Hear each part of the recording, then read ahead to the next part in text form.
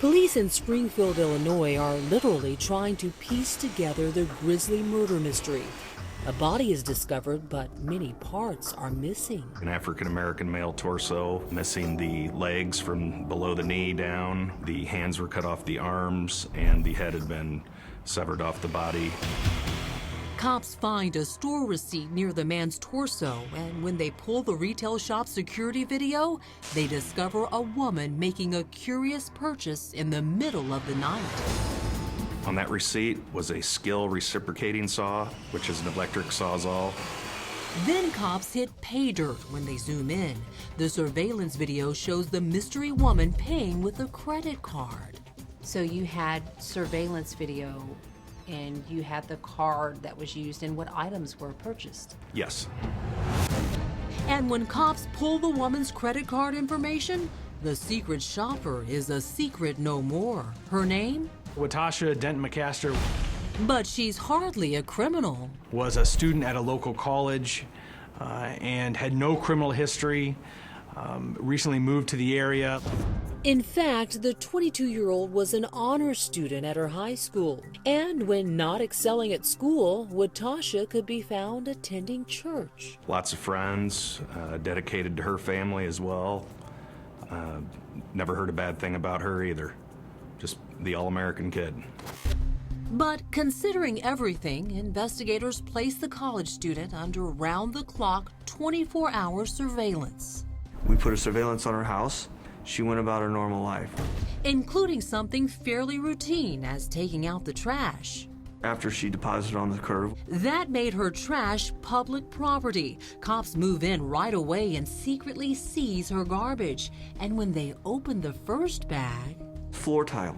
She tore up the floor tile. So again, an odd thing to find in trash.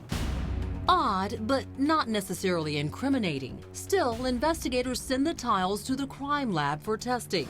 Cops wonder if this young church-going woman was just remodeling her house or if she had some connection to this savage murder.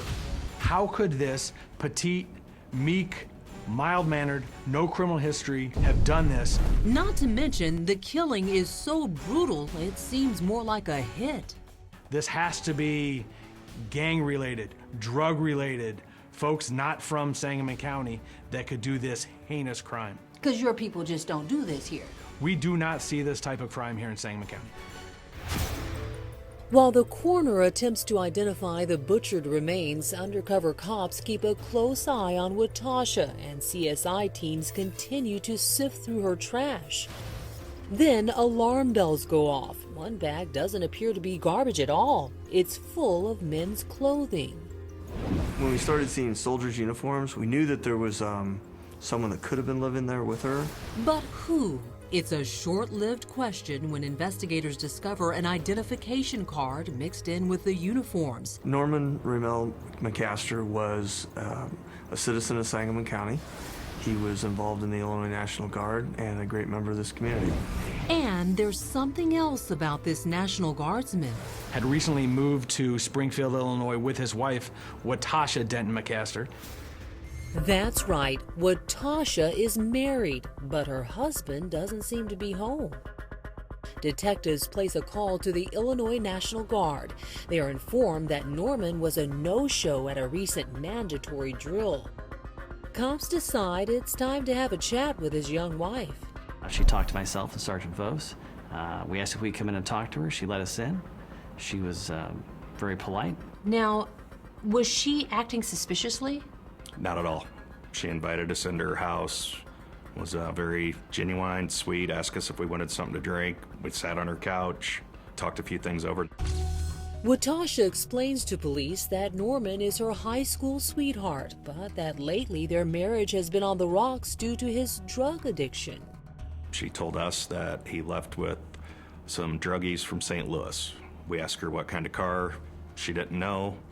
I remember specifically asking her, what did he have when he left? She said just the clothes on his back. But when detectives talk to Norman's dad, he's in total shock.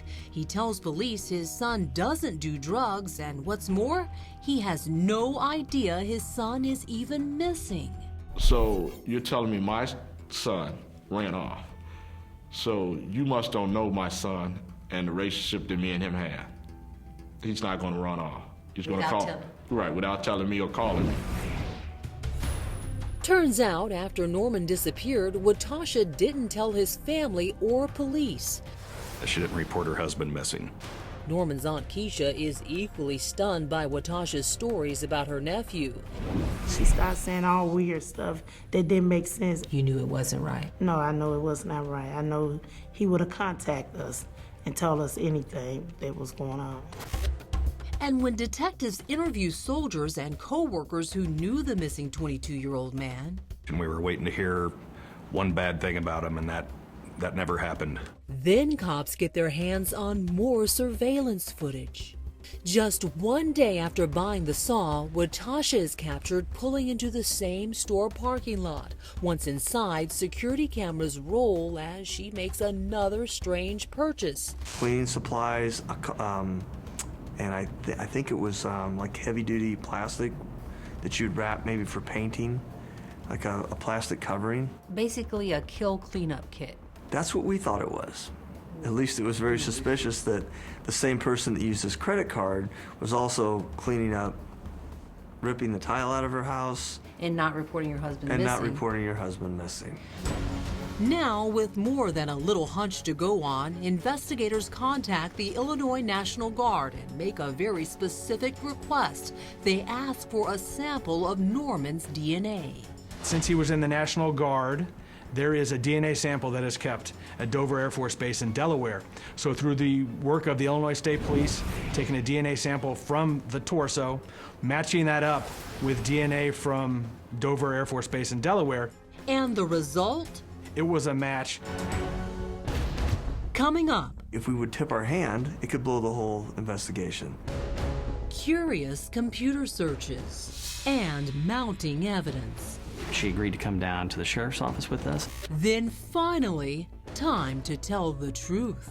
You know where Norman's at?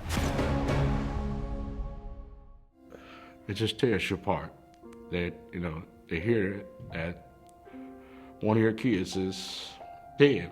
What did you hear had happened at that time? Nobody wanted to tell me. People just said, don't say anything to him.